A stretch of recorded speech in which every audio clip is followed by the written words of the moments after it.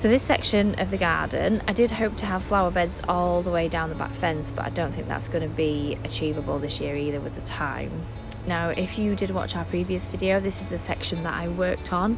These beds I have actually filled up with parsnips. So the first 5, that one, this one, this one, this one, this one, they have parsnips in. I'm not expecting them all to germinate because some of the seeds were old, but I wanted to at least give them a chance. If they do, it's a bonus. If they don't, I'll just use the bed for something else. They were only sown last week, so I don't expect them to germinate anytime now. This is a random lovage that is coming back, which I had no idea it did that. It's just started coming back. So if they don't germinate, I'll just use them for something else, but if they do, bonus. I only did 1 bed of parsnips last year and we ran out really quickly, so I want loads this year. This is another one of the square beds which has beetroot in. So I've got 5 beds of parsnips. I've also got 5 beds of beetroot. So this one, that one, and that one have all had beetroot sown in them, which I did last week. Obviously you can see the ones that I've got the garlic around the edge. I think I've sown over 300 garlic to make sure I have enough, because I ran out of garlic within a couple of months last year and it was devastating. So this year I went really big on the garlic.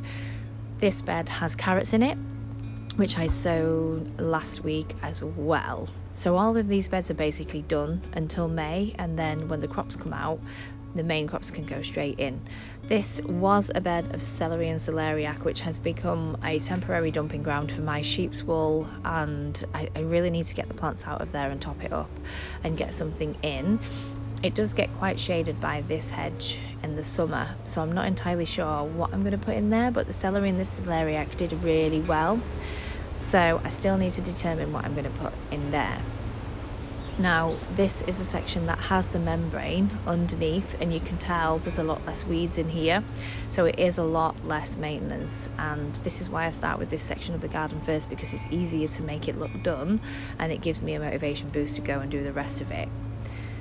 These are our thornless blackberries, which I did set out to prune last week, and then I ended up chopping all of the canes off. So I am new to pruning, and I do tend to prune too hard. I think I get a little bit too excited at times, but the canes, pretty much all of them were old fruit bearing canes, so you're supposed to chop those off. So I don't know if I accidentally chopped off the new canes before or what, I don't know what happened, but I read somewhere that if you chop all of them off, the root ball will send energy to producing new shoots for new canes, which, as you can see, these new shoots are already coming through, and I'm quite surprised because I was a little bit nervous. I thought, if I chop all these off, are they going to die? But they haven't. Now, blackberries are one of the most robust plants, so I had faith in them, obviously, because once they're there, you can't get rid of them.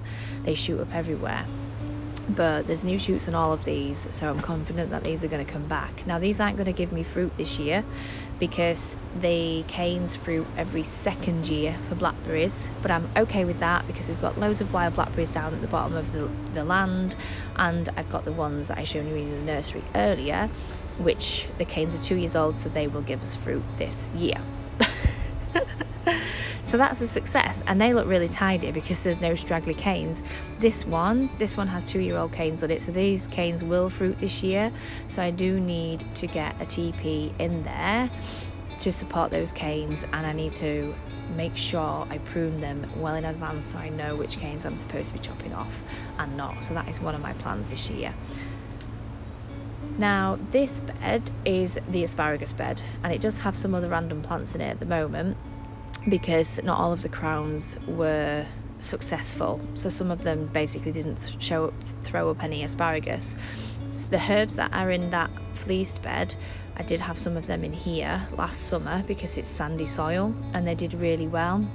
I took them out of some of the pots because I do have herbs along the back there in front of the polytunnel, but I'm trying to get them out of the pots if I can and into beds wherever possible, like I say, so they can thrive in a bigger environment and they're not contained. So what I need to do with the asparagus bed, however, is take these strawberries out. The strawberries at both ends, and they need to come out of this bed. We did have a random squash going in this bottom corner as well last year, and all of the weeds, there's loads of weeds in this bed, so all of the weeds need to come out. And I've also got some random plants in there. As you can see, we've got some more asparagus shooting up, The crowns that failed, we are going to replace with more asparagus, and so this is just going to be a asparagus bed. So these are the 3 random plants that I planted in here just to get them out of a pot. They all need to be taken out and moved, along with the dead nettle once the bees are finished with it. We did harvest some of the spears last week and they are so delicious. This is the first year we've harvested the asparagus, because you do have to wait a couple of years before you get a harvest, and it is well worth the wait. Next year, it should be that this bed is overrun with asparagus, and definitely the year after we will have more than we know what to do with. So I'm really looking forward to that. But for now, I am just going to enjoy the spears that it throws up. Along the back, we do have, I think this is bronze fennel. Now this was a baby plant that I got last year, so it's nice to see that it's coming back despite having lots of weeds in there. This is the normal fennel that I've had for 2 years, and it's quite robust, so it's really coming into itself now. Now fennel you can't really plant next to many other plants because it releases chemicals into the soil and it kills other plants, so they do have to kind of stay in pots. But this is chives, which is getting overrun by the dead nettle. They're going to come out and into the beds. And also the sage, which I have just noticed is coming back really nicely. It looks luscious. I haven't even noticed it because I stopped harvesting it in the winter because it died off a bit, but that looks amazing. Now this is a kiwi berry. We do have 3, as you can see, 1, 2, 3. Lots of weeds in the pots, and these are supposed to be up against a trellis or something like that, so I really do need to sort those out. We were supposed to do it last year, I didn't get round to it, but I really want to do it this year. The only thing is, like, when the canes grow, they are quite sturdy, so I don't know how we're going to get it out of the teepee without breaking it, so we're going to have to think about that. This is one of my little rosemaries, and I love rosemary because it's really good for gut health. It helps to keep the bad bacteria in check, so I'm hoping to find a nice big pot for that, or a nice big space for it, so it can grow into one of those huge rosemary bushes that you see people have in their garden. That is what I'm going for with the rosemary. I do have another few scattered about over the land, so we'll see how they get on, but it is one of my favourite herbs as well to cook with, and also for its medicinal properties, so I'm looking forward to that.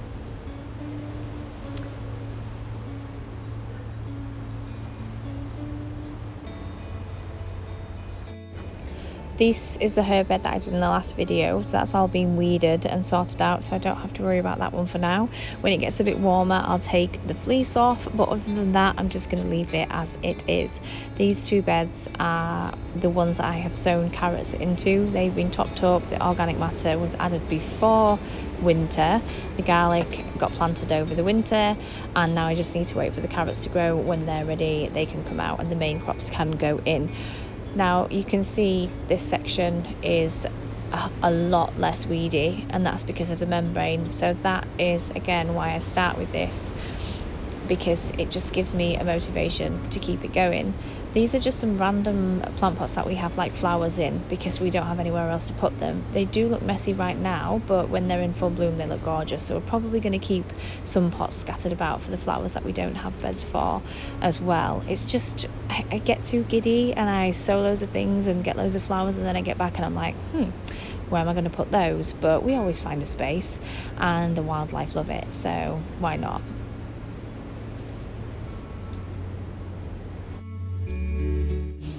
Now here in the polytunnel, we've already done lots of changes because we've had to bring the shelves in with the tomato greenhouse covers over the top to increase the temperature for our seedlings, but we will obviously have to take all of this out. These are the fig trees and the citrus trees that I am desperate to get outside, but it is still too cold, so they are going to have to stay in here for now.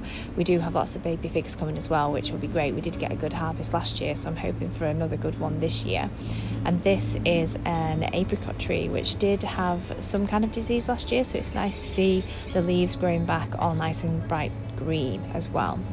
So what we will have to do in here is move all these outside, put some more shelves in for the seedlings until the temporary polytunnels go up, and then once all these have been taken out, we can top up the beds and get the main crops in here.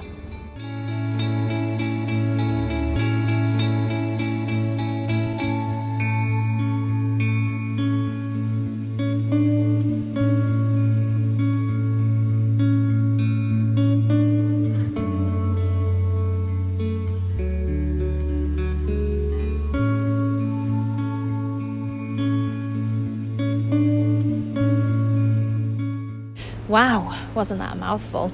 And that's about it. So, as you can see, there are lots of jobs to be tackling, and not just going to be until the end of March. It's going to be a year in progress, which is just the thing with homesteading. You just tackle what you can when you can, and that's okay. I used to be such a stress head about it all and want it all doing immediately, but I've learned to just kind of go with it, and you know, what you get done gets done. The main thing is that you have your list of priorities and you do those first.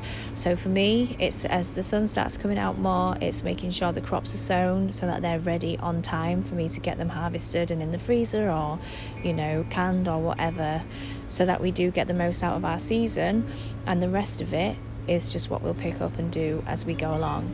But thanks ever so much for watching the video. I do hope that you enjoy following the journey with us. If you've got any comments, feel free to leave them below, and don't forget to like and subscribe if you enjoyed it.